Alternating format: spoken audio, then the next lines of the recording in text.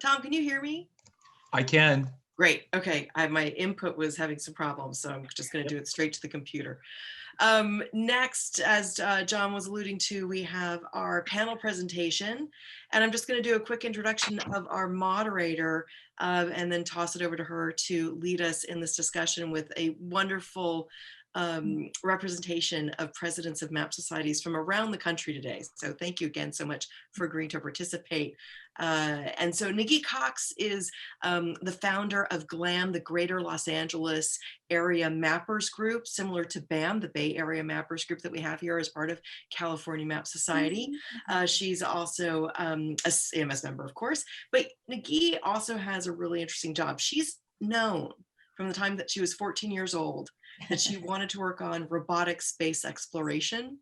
And she realized her childhood dream when she eventually joined NASA and JPL, Jet Propulsion Laboratory, about 20 years ago, and has since had the privilege to work on many projects like the Galileo mission to Jupiter, Mars Exploration and Curiosity rovers, as well as MOXIE, which is the team working on a prototype to make oxygen on Mars. Nikki is currently a tactical mission lead on the Mars Curiosity rover, as well as deputy team chief for engineering operations team for Mars 2020 rover, and every day is at NASA and JPL exploring space and finding it as rewarding as the first day she stepped on the job. I'm going to toss it over to Nikki right now. Thank you, Courtney. Can you guys hear me? Just want to make sure. I think I'm unmuted. Excellent. Well, thank you for that generous introduction. So the folks that we have with us today, I'm just super excited about this president's panel because I think I personally have just really been interested in general in how do other map societies, what are they like? Is their structure the same?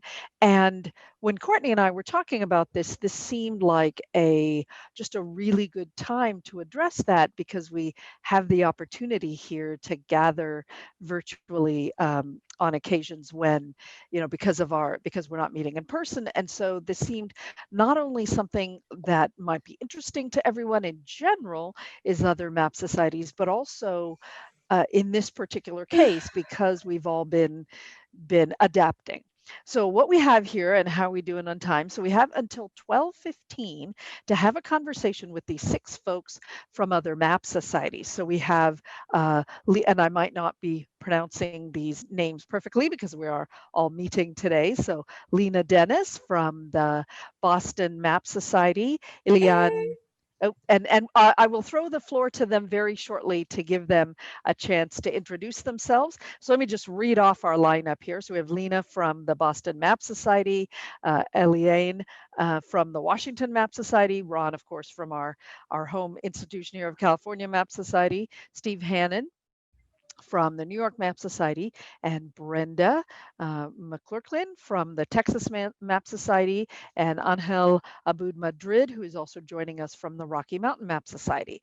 So what we're going to do is we're going to give them all a few minutes, which we'll start out with just a few minutes for them to introduce themselves, their societies, and talk a little bit about their path to their presidencies, like how did they become interested in maps, etc. And then we'll try to take the next few minutes until around 12:05 after that to talk through just a couple of starter questions that we have for things that might be interesting to the whole assemblage here, and then try to leave 10 minutes at the end for closing remarks and also Q&A, which we will hope to see in the chat. So let me start by just asking Lena if she'll get us started by introducing herself and her society, and each of you guys have like 2 or 3 minutes for this portion, and I will mute myself for that section. So welcome everybody. Go ahead, Lena. Thank you so much for that introduction, Nikki. Very helpful, very kind, and thank you all for having me. It's really, really nice to be here. Yes, first of all, my name is Lena Denis, and and no problem on the pronunciation. It's a non-obvious, non-English phonetic pronunciation, but just to be honest with you, I'll tell you how I say it. So I am the current and also outgoing president of the Boston Map Society. I am outgoing because I just got a new job in Baltimore. So I will be moving to Baltimore soon and not be in Boston anymore, which is very sad. So we're setting up my transition process right now, but it's been a really great time to be in the Boston Map Society over the past few years, although it was definitely a really different and challenging one this year. So I started, like I said, about 4 years ago when I started working for the Harvard Map Collection. I'm a librarian, so I come to this world with a librarian's thinking and interests. And I came to Harvard and was really interested in the fact that Harvard is only one of quite a few, and many of you have this experience as well in your respective cities, but Harvard is only one of a few very important and very interesting map collections in the Boston area, but also in New England in general.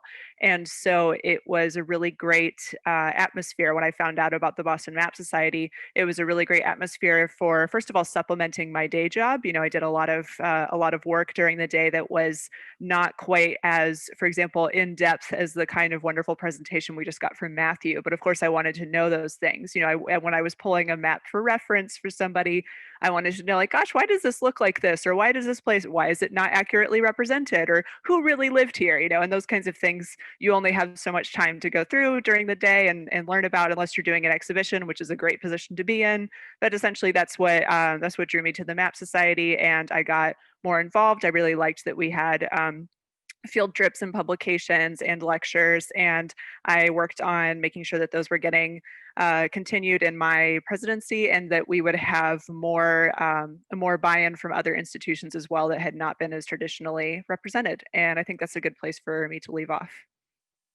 Thank you, Lena, and nice to meet you virtually here. And you're in the city with that great maparium that was in our Calafia this time.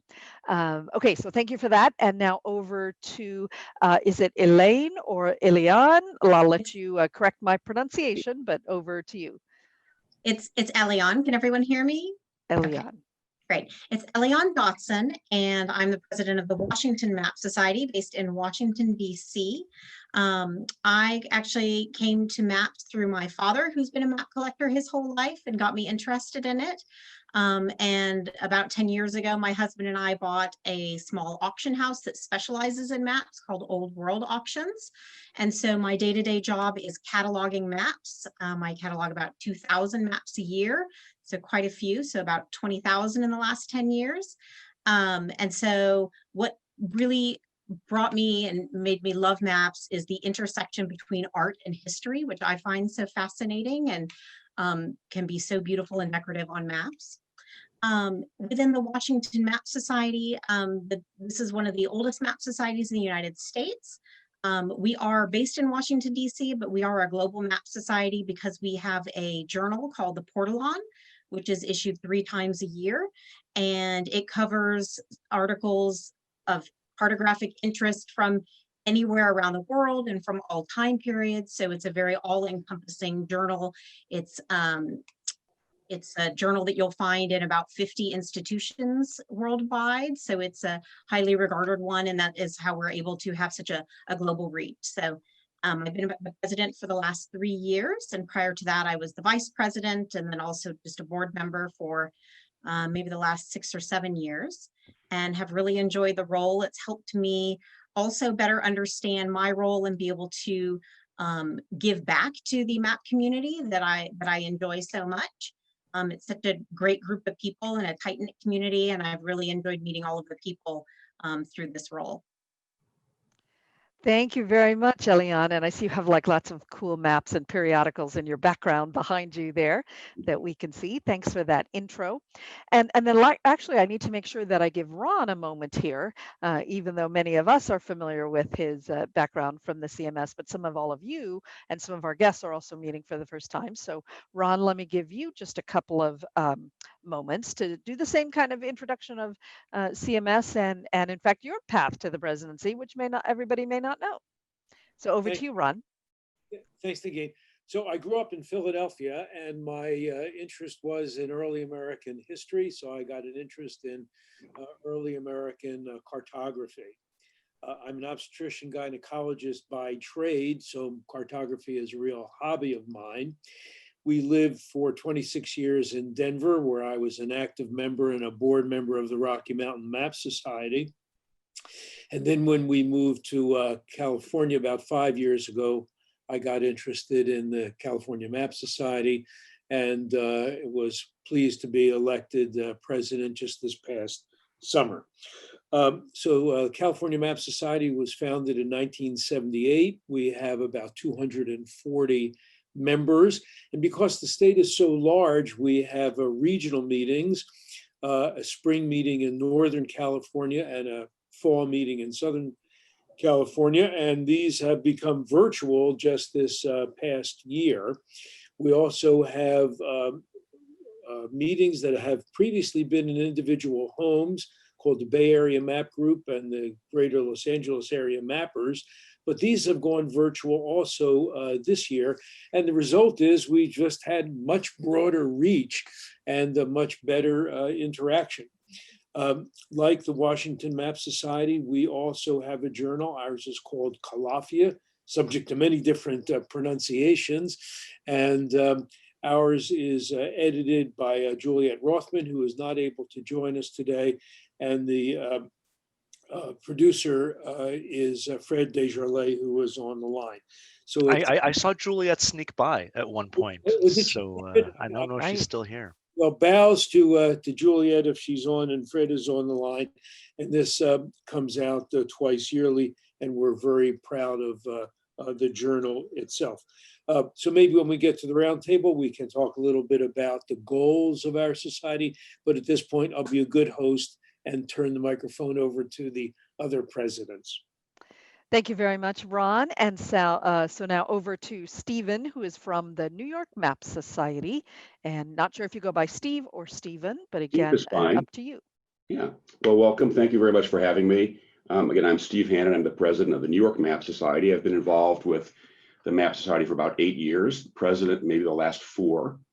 In terms of my work life, I am the head of global operations and sort of former CFO for Avenues the World School. So we're a global K-12 school, operating campuses in New York, Sao Paulo, Shenzhen, China, and developing projects around the world. That's where I met Tom Paper. Tom works with us on geo-demographic analysis, and we've grown together to become good friends.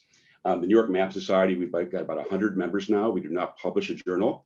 We meet monthly like many map societies, and often we leverage speakers to come in and talk about either books they've written or about topics they're interested in. We often do field trips to local museums or to exhibitions about maps. Our society is made up of, a number of different people. We have artists that actually are illustrators and map makers. We have a number of people that come from library sciences as well.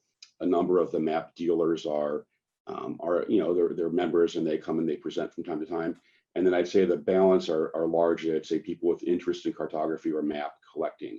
My interest in maps, like Ron's, are early American Revolutionary War, driven by kind of some family heritage. Maps of Spain and Age of Discovery. I lived in Spain for 5 years, and and I think and like Eliane, I like the idea of art, history. And my first job, I sold financial printing, and so we learned all about the printing process. So maps are also about intaglio printing and engraving and all those things. So it kind of brings together for me, travel, art, history, and the craftsmanship of printing and paper making. So that'll be my introduction. Thank you very much, Steve. Let's go over to Brenda Mcclurkin of the Texas Map Society, and I'm sure I said that last name wrong. And then we'll finish up hearing from Angel. No, you said it just right. Can you hear me all right? Yes, we can. Okay, I've had some technical glitches this morning, and I was trying to connect through my UT Arlington computer and realized I needed to do it through my home computer, and that way everything worked better. But anyway, thank you very much for asking me in the Texas Map Society to participate in this President's Forum.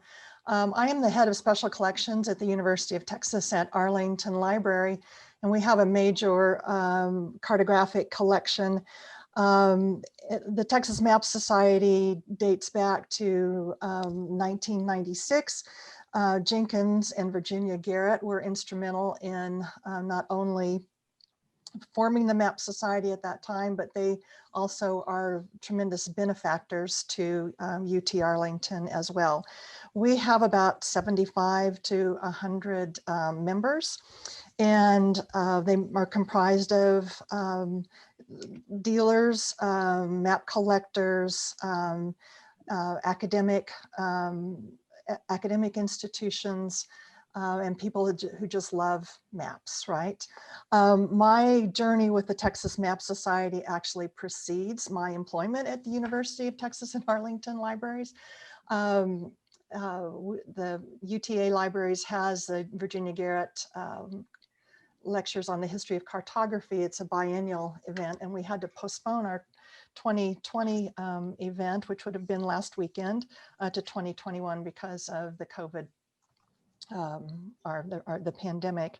But when I was being interviewed for a historical manuscripts archivist position, I interviewed in September of 2002, and I knew that the Garrett lectures were coming up in October. And so I decided that it might be a good idea for me to volunteer and to help out with that event. And it was the Texas Map Society meets right alongside the Garrett lectures. So I was participating in Texas Map Society before I got my job at UTA. But it's been, I haven't been a map collector before. I'm still not personally, but it's an integral part of our special collections holdings.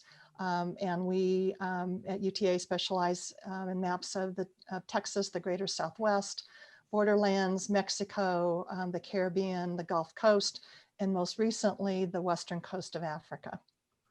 So, but anyway, I've loved getting to know the maps, and Ben Huseman is our cartographic archivist, and he is quite a storyteller. And so we love to get our students involved with the maps and learn more about them. And I love the question, is it art or is it science? It's a combination of both, certainly with the older maps.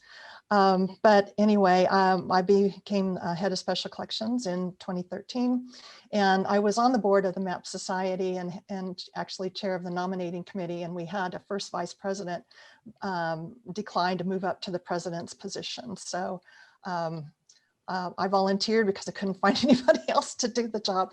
And so our terms of office are 2 years. So my term will be up at the end of this year, but it's been a joy to get to know everybody in the map world and to travel to different places where our programming has occurred. So Thank you I'll so turn it much, over to the Brenda. next one. Don't we often start by volunteering because we know what'll happen otherwise. That's right. Okay, and so to finish our introductions, let's go to Angel Abud Madrid from the Rocky Mountain Map Society, and then we'll move into our roundtable. Thank you so much, Nagi. It's a pleasure to be joining all my esteemed colleagues from other map societies.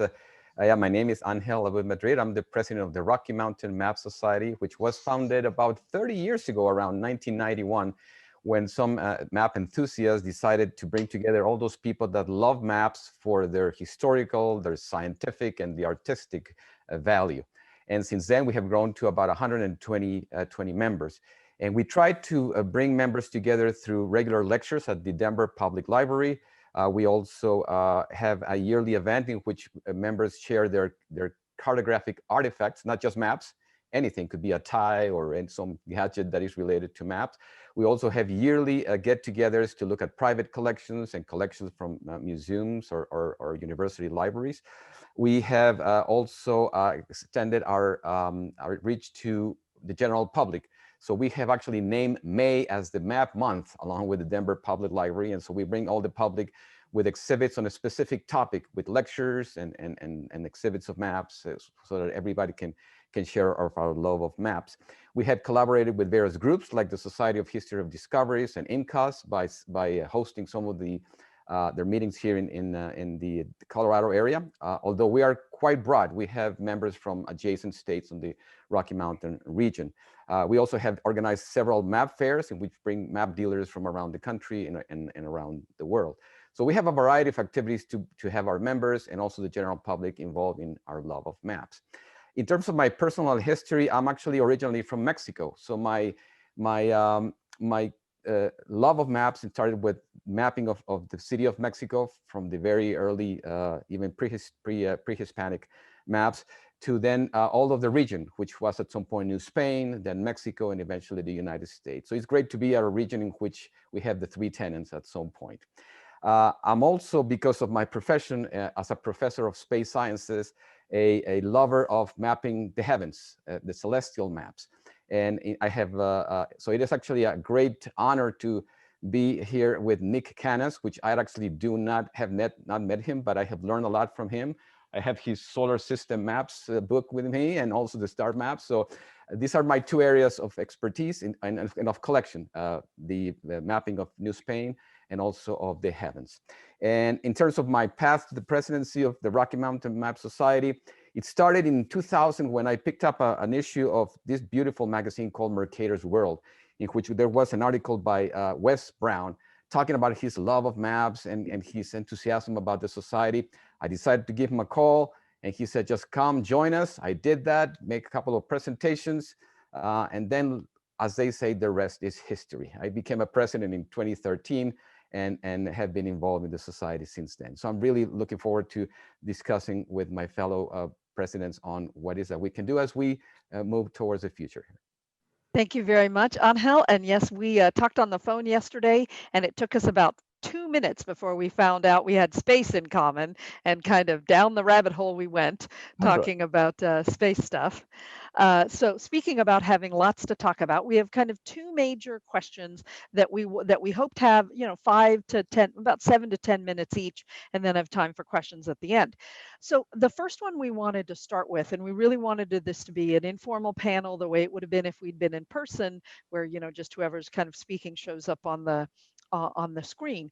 And so the first major question for the assembled panelists is about the challenges you've faced in this pandemic. And we're all, CMS has gone through, how do we, and you heard Ron talk about how we pivoted because of the pandemic. And so we're interested in hearing about, some of the collaborations that happened, some of the new tools and practices that might have come your way this year. And just to talk a little bit about how the pandemic and the growth that has come from that has kind of changed your group and your thinking and some of how you're approaching the future.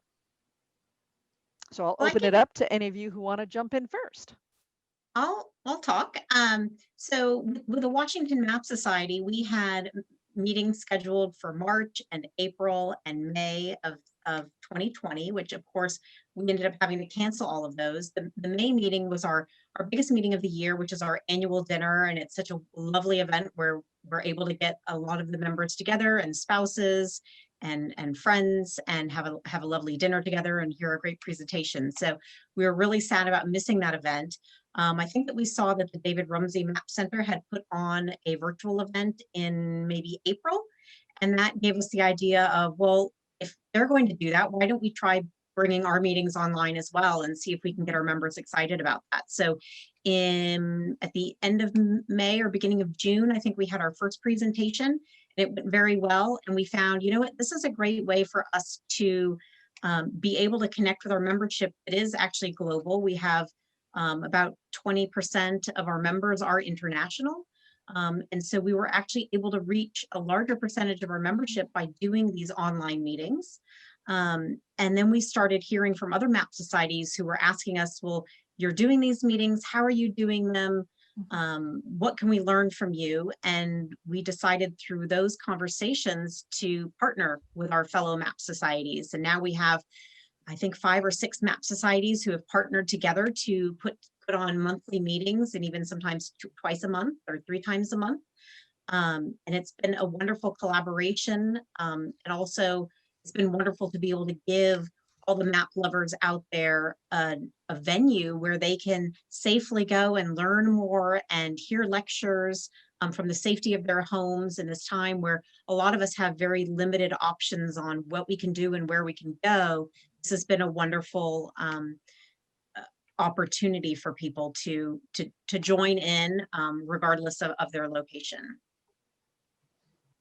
If I can piggyback off of that, the Boston Map Society has been one of the very, very fortunate beneficiaries of the Washington Map Society's new kind of MO this year. So I agree with everything that Eliane just said without being able to take as much credit, of course. But we've had a great time being involved with Washington Map Society events for all the reasons she said.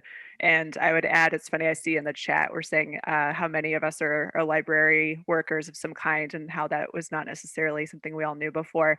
I think one of my tendencies as a librarian is to look for cooperative and collaborative solutions to problems as much as possible. It's a field that requires it for financial reasons, if none other. And we have many reasons why those are a good idea, of course, but I think the fact that we could kind of bring a cooperative aim to map societies at a time when geographic separation does not mean the same as it would have for events in the past has been really great. And I've appreciated for sure the Washington Map Society doing that. One of the big frustrations that we had, of course, we've all had events canceled and changed, and we all miss being able to meet in person and have these big fun events and dinners and things. One of the frustrations that we had in particular was that in this year, I was working really hard to get the Boston Map Society some new partners, as I kind of referred to in my introduction.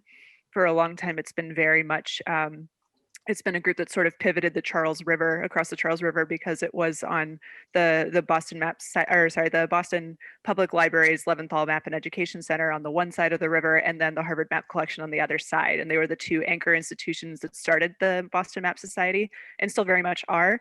But also there are many more, as you've referred to the Maparium already, there are lots of places that do things with maps in the Boston area and in New England in general. And so what was sad for me was that this came exactly during a year when I had booked all these things at other Map Society sort of adjacent institutions that we hadn't really done anything with in the past. Some of those places, like the Boston Athenaeum, were able to pivot and do a virtual tour for us, which was really nice. Others were they were further away. They were kind of more outdoors oriented, things where it did not work to reschedule in a virtual space. And so we just have to wait another year. So that's been, it's one of those things that was a missed opportunity in some ways that we didn't get to do that. But I think people are more, I think now more than ever, hopefully what we can sort of ride on the success of instead is the fact that people are being forced to be flexible and rethink some of their relationships. I hope that part at least continues, even though there's been so many costs to how we did things.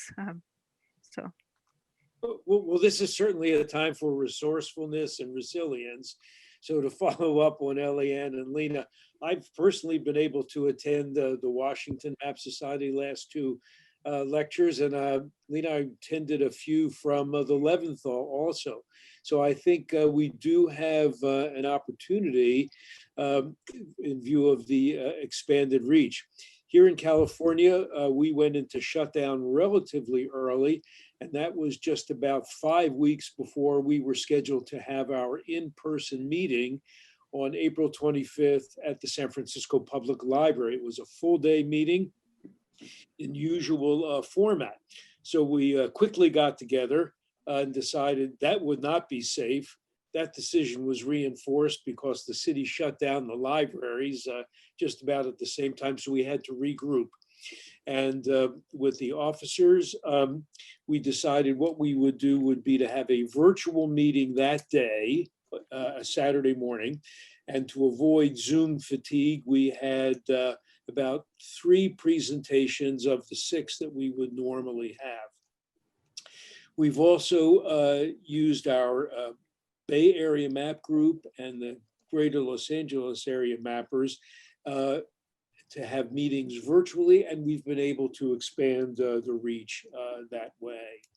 So I think the good that's come out of this is that we found ways to expand the reach and to have this wonderful connection across the map societies of North America. And I want to thank Tom Sander, Ron Grimm, particularly in the Washington Map Society for setting that up. So out of all of this pandemic, I think there will be good that will come out, and we're going to try when we get back to having face-to-face meetings to have a virtual overlay for people who live in geographic areas and who just can't make the live meeting itself. Thank you, Ron. That's actually an excellent segue to something I just wanted to add, as Angel and Brenda and Steve, if they want to add in, is something that I was thinking about yesterday when I was talking to Angel, was this idea that Ron mentioned of the how it helps with the geographic issues that we might have. I mean, on the California side, we have especially in LA, oh, you want to meet? Well, you got to spend like 2 hours in traffic. And so as I was thinking about that aspect on our side, it also occurred to me, I think we're really interested in hearing what you as the presidents think about whether how you see this going forward in terms of, will virtual be a part of your future? And one thing that occurred to me is y'all have snow and ice, right? Which we don't as much. And so is this like a new little, tool that you might have for that December meeting or January meeting that you might not have had because of snow and ice?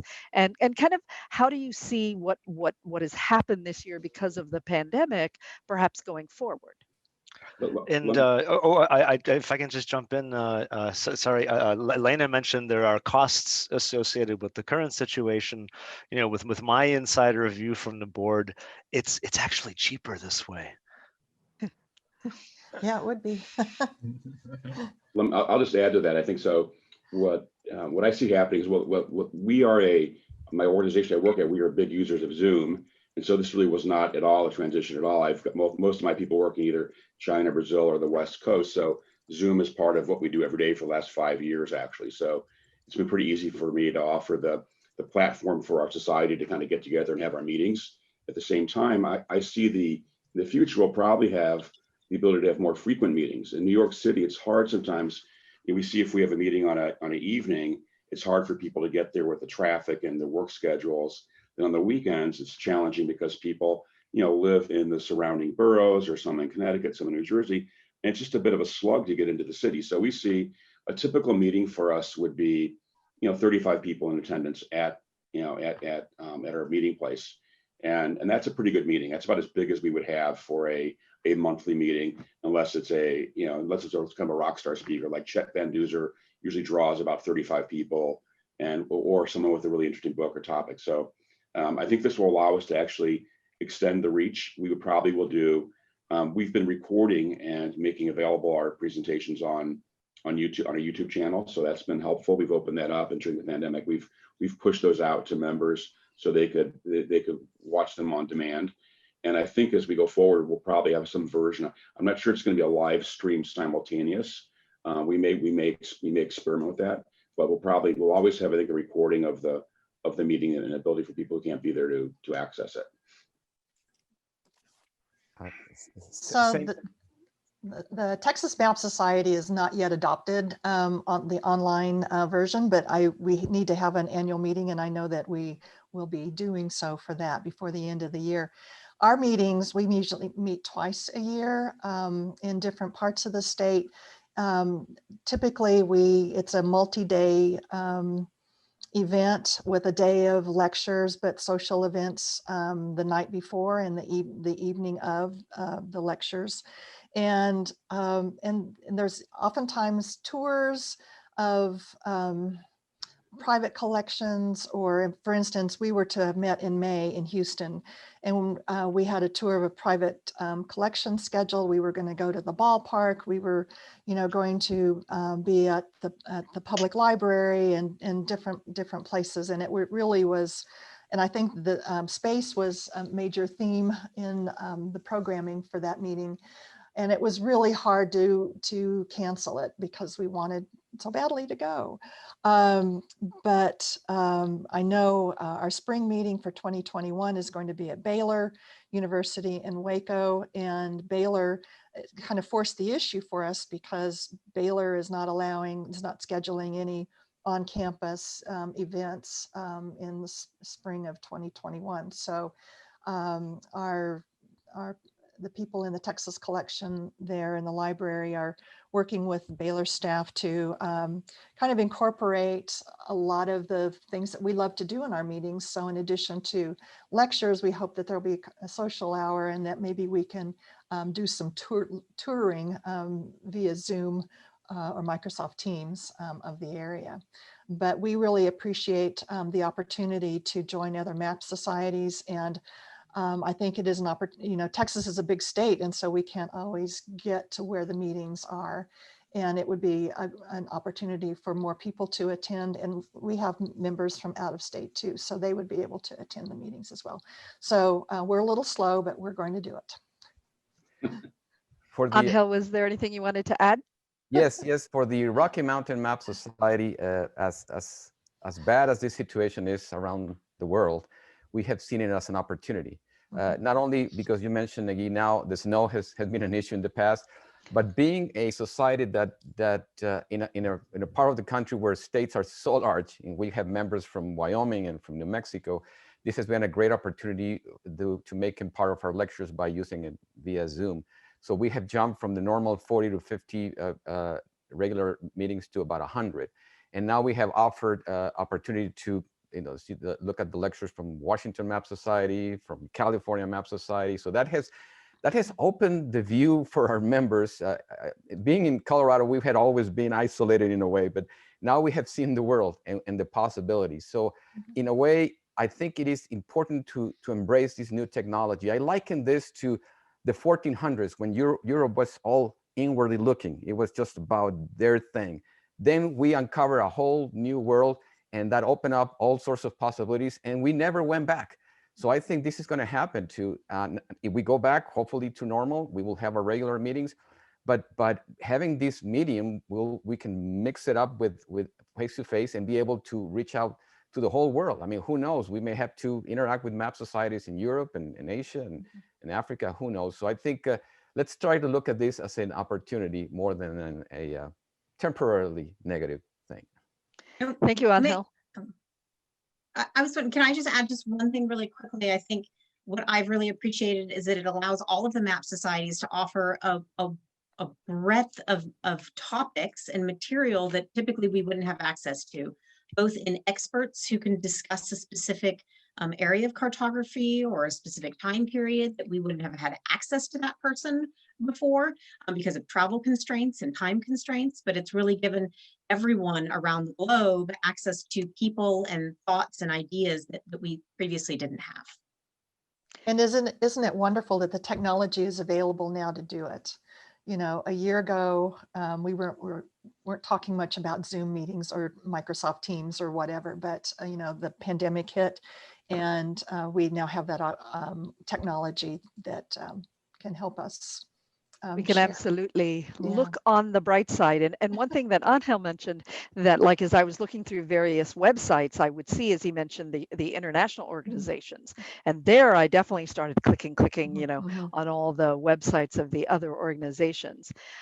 So we'll have one more kind of roundtable topic just to give a couple minutes for questions from the audience. It was particularly hard when it was like, okay, you get to ask this whole president's panel 2 questions. Right. And what and so the first question was, of course, about the pandemic and how it's how we've changed as a result of that. And then the last question for the roundtable that we wanted to talk about was this, when we have the chance to be face to face, virtually with members of other map societies, I think one of the questions that we all have for each other is about your membership, sustainability, how, what are the things your members ask for, the most common requests? Is social media really working? I mean, or which platforms work for you? So kind of the general question as we talked about over email is we have snapshots of our societies now. Right. But we all look ahead and wonder about the demographics, wonder about how many people we'll have. And so what's it like in your neck of the woods as you think through the future of your membership and what they might want and how that connects to what's happening now? Well, here in California, growth of the society is really on our agenda.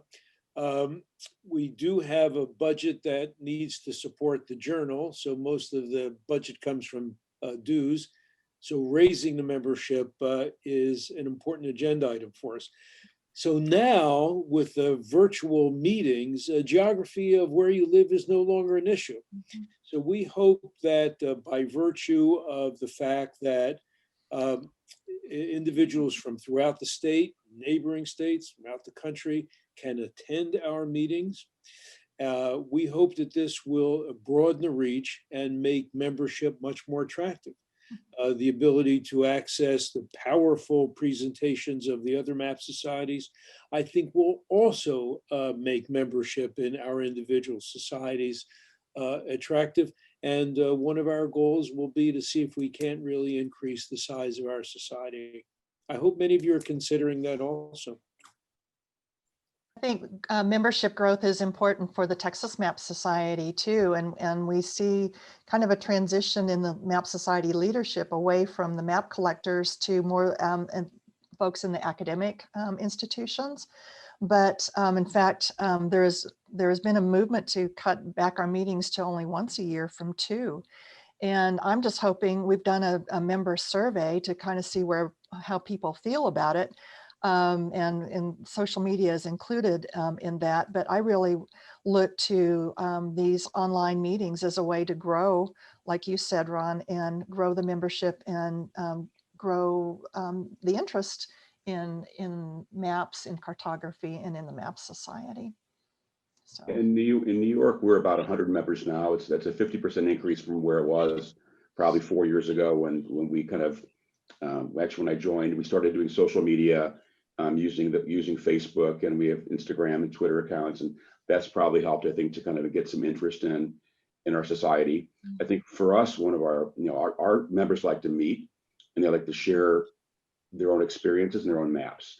And what I've enjoyed with the Bay Area Map Group, I've gone to a couple of the sort of the share out meetings on Zoom, and it's just fun to have and learn about people's interest and in different maps or different areas. And so it's I think to me, that's what people really like to do from a connecting standpoint. Then they also like to kind of hear from experts who are, either authors or just, sort of deep thinkers in particular areas. So we look forward to growing our society, but I also want to grow it. I mean, I'm not so worried about the numbers. I want more people who want to be engaged and can take on activities. And so you find that you may find this in your map societies that 4 or 5 people, and like in our case, 3 or 4, do really get have to manage most of the effort. So I'd love to see maybe some younger people and some people that were willing to volunteer and do more on social media and outreach and speaker coordination and those kinds of things that you need to have. Yeah, I would agree. We're seeing the same things, that membership is one of the key concerns of ours going forward. I mean, I think we all know the elephant in the room, that map collecting and map aficionados tend to be an older generation, and we're seeing that we're needing to get a younger generation interested and excited about maps. So a lot of it is about education and letting people know that this is an area that of interest that they may want to pursue, and then also the volunteerism in making sure that we have the right people in place to continue all of the activities of the society and ensure that it continues to grow and succeed in the future. And if I can also go on. No, go ahead. Thanks. I just wanted to piggyback once more off of what Elian said, because that's true. The changing demographics of the map societies are always a concern, and of who map collectors are versus who is available to come to events, to volunteer for activities, etc. And I, as a kind of sort of illustrative point of that, our most attended by far event, and of course this year that's a very low bar, but our most attended event probably in the last couple of years was something that we had fortunately just in time. It was in January of this year, and it was Margaret Pierce speaking at the Leventhal Map Center. And it got, not only was the room full where she spoke, the lecture hall was full, but also it was full of young people, probably like even high schoolers, definitely college age, very young. And I think that's hugely indicative, because she was talking about Indigenous genocide and partly through mapping, and how, as Matthew made this reference actually in his presentation, but the erasure, the specific and intentional erasure of Indigenous people on maps. And also, we're well aware that maps are often not a force for justice. justice. They're a force for things that are very bad and that are not okay by today's standards, for sure. And so, as well as being beautiful and interesting objects of teaching. And I think, especially in this new generation of people who are growing up, thinking so carefully about maps and data science, critical cartography, like this, they've been raised in this thinking, but it's always illuminating to them when they see people engage frankly with the fact that maps don't speak for themselves in terms of geography. They're not showing an exact, totally truthful presentation of the world. And so these kinds of efforts to correct that, in the case of Margaret Pierce's map of Indigenous place names in Canada, in North America, but especially in Canada, those kinds of presentations being of such interest, I think, is something that we're all going to want to continue thinking about. And I know that my Map Society will definitely want to keep thinking about too, of being sure to sort of match the times, not in ways that are just today's trend and today's big hashtag or whatever's going on right now, but also in a more critical and a more critical way of thinking about what it is that we collect, what it is that we are looking at, and why. If you think about it, I was just going to say for the presidents here, like in our society, we've had Ian Fowler just joined as our vice president, who you know from the OSHER. He's moved to New York Public Library to be curator of their maps. Lena, you've got sort of the Harvard map. We've got lots of great, sort of map librarians and sort of cartographer specialists. It'd be great to do something with all of the specialists we have. Maybe host a meeting about managing collections or things of that nature. Nagin, could I suggest a resource on this topic? Absolutely. At Stanford, there's a Center for the Study of Textual and Spatial Analysis, CESTA, C-E-S-T-A, and they are having some exciting webinars that may inform our discussion. And following up on what Steve's comment was, perhaps a meeting of the members, the presidents, around co-marketing strategies between the societies. Where are the co-marketing opportunities where we can all benefit each other? Sure. Hopefully to be facilitated by somebody who has some expertise in marketing cultural offerings. The CESTA Center recently had a webinar on race, technology, and civil society. They also had one on data practices, which covered data visualization and the architecture of data management and robotization retrieval, and the comparison of what bricks and mortar needs to look like now to accommodate. Thank you very much for that, Fred. We'll give the floor to Angel, and then I'll say one thing in closing, because I know we've run into the break, and we'll see if there are folks who want to ask questions in the break. But I believe, Angel, you had something you wanted to contribute as well. Yes, I just wanted to add to what several of the presidents said. It's not just about the pandemic. We'll get by. We'll go through this. But it's about how you grow the new generation. It's very obvious if you look at the demographics of all the society that we need to move in that direction. So I think Lena had said it very, very clearly. It's extending just from antique maps. The new generation thinks in terms of Google Maps and digital, and they need to be exposed to that. And in fact, we have introduced some of those topics, and we have seen an increase of interest by thematic maps. Susan Schulten from the University of Denver started talking about slavery maps, and like you were saying, even I can imagine a COVID-19 mapping is going to happen, so that will be something important. Also, I've been introducing them to mapping planets. I mean, the moment you start talking about how you can go around and map a whole different world, a different planet, young people get really excited. So we need to start pushing towards those new areas. And then at the same time, we expose them to antique maps like this one here, and they may like it. But I think it's important to broaden the conversation. I'll just piggyback on that before we go to any questions that Courtney may have for us in the chat. And so we talk about collectors and we talk about academics. And I will say that one thing that specifically in the greater Los Angeles area we've been trying to do is also add, this concept, as Courtney called them, of kind of 5-minute maps, right? Where it opens the door for folks like myself who don't fall into the category of academics, other than planetary maps, and or being a map collector, so much as thinking, hey, this map I saw in Newsweek is really cool and I just want to share it. Or there's a super funny Twitter feed called Terrible Maps, which is which has great maps on it, and just kind of introducing the concept that, not introducing the concept because of course we all know it, but reinforcing that map societies are for not just are for collectors, for academics, for people who have a deep interest in maps, but also people who just like interesting and cool maps. And that was part of what drew me to CMS, was the Bay Area map gatherings, right? The ones like Steve mentioned, where you just gather and look at each other's cool maps, whichever category they may fall into. And so I know at our end that has drawn people into our Los Angeles gatherings, when they know it can be, when the range of maps you can talk about can span from a deep investigation in one map to just a map that you talk about for 5 minutes because it's cool and you want to share it. I know at our meetings, Texas Map Society, we have people present my favorite map. And so, you know, when we're meeting physically, they bring the map and we get to see it. And they get to talk about it. But we're also doing that in our online journal, which is Neatline. So there's an opportunity for our members to do the same thing virtually. Well, Courtney, before we close this off, since I know we've gone into the break, are there perhaps any questions that I might have missed, seen scroll by in the chat?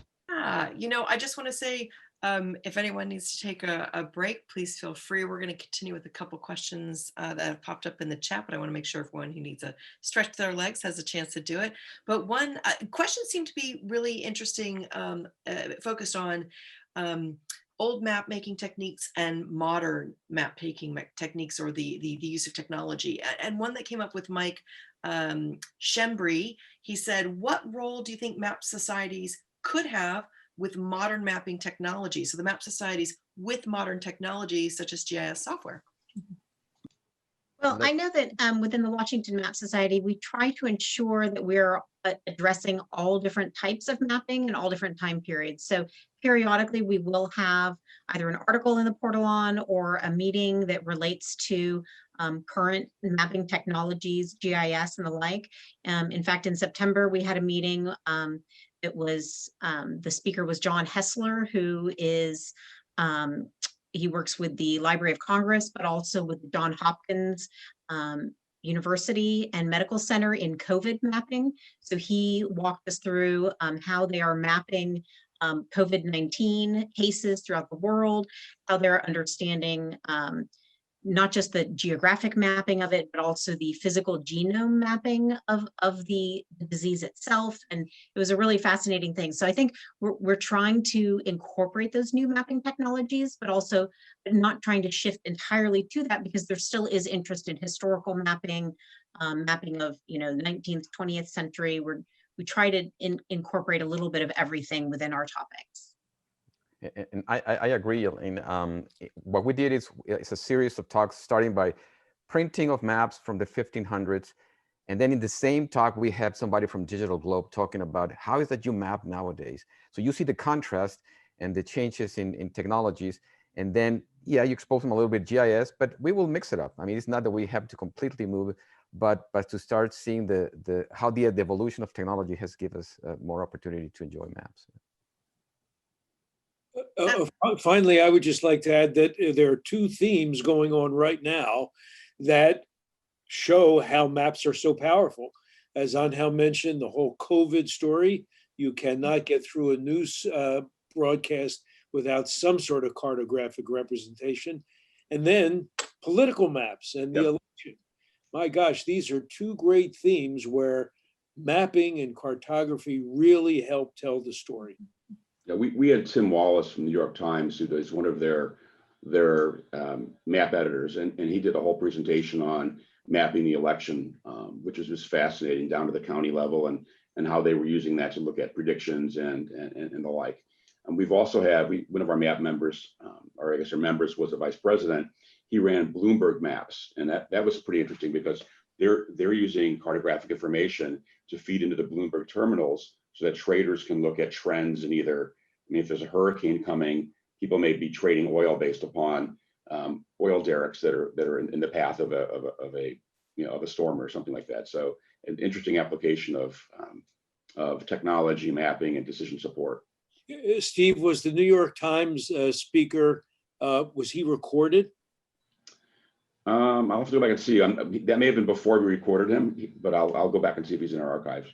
And Jim his, Wallace, he's out. He's been written about in Wired magazine. He's pretty popular, and if you Google him, you'll see he will have articles from time to time in the and Maps. He's just a great. He's a member. He's been very helpful too. Thank you very much. And Courtney, is there a final question you'd like to take? Just so everyone knows, I think Fred put a link into what they were just talking about into the chat. I see a hand raised. Is that a Mr. Hawks? Do you hear is that you? I'm going to ask you to unmute. There you go. Yeah, I did not have a question, and my hand wasn't raised, but Oh, your little blue hand is raised. That's all. Recommended by to visit and perhaps join Welcome. the group. And yeah, I just want to say it was a fascinating discussion of the Grand Canyon. I really enjoyed that. And yeah, I'm interested. I'm going to continue to attend. So Wonderful. Right. Excellent. Wonderful. Well, All right. along those No better lines, way to close out this section. yeah. So along the. Nikki. Sorry to step on you, Courtney. So along those lines, speaking of Courtney, I would like to thank Courtney for orchestrating this and getting us all together and connecting the presidents who were able to gather with us this morning. When I was thinking through this, I thought, boy, we're going to have so much to talk about. There's 45 minutes or even an hour running into the lunch break is going to or into the break is definitely going to not be enough to talk about all that we have to exchange. So I want to thank the presidents from the 6 societies for joining us. And one of the cool things about this environment is that we can actually continue this conversation, and not necessarily in strictly a California Map Society meeting, but perhaps in one of the meetings of the other societies, to continue this opportunity, presidents or otherwise, to keep the collaboration going. So I wanted to just ask if any of you have final comments and to say thank you in advance. And I know we'll have to move on, but does anyone have any final comments they'd like to make? I have one. A couple of years ago I made, and I still have, is sort of a grid, if you will, a comparative grid of all the map societies, year founded, membership fees, dues, journals, this and that, then social media. I may put that in like either a Google sheet and share it with the presidents. Maybe we could keep it up to date, so we always have kind of a view on membership trends, social media, sort of social media reach and things of that nature. So this would be good for us to all have. I think it's helpful. Well, thanks again, everybody. And I'm glad you all got to meet each other, as well as us having a chance to interact with you. And so many questions, so little time. We look forward to continuing this. And thanks again to Courtney for connecting us all. Thanks, everybody. Thanks, everybody. Thank you.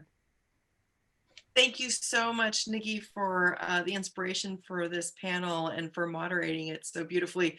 I agree, there's so much more we'd like to dive into. And I will say that we've had a couple comments in the chat coming through, maybe privately, but there has been maybe a thought of doing a national meeting at some point. So I'm just going to put that out there on the table.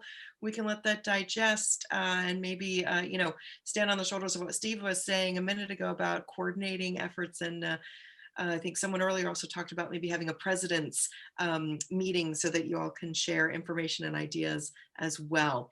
If we didn't get to your question now, I'm so sorry.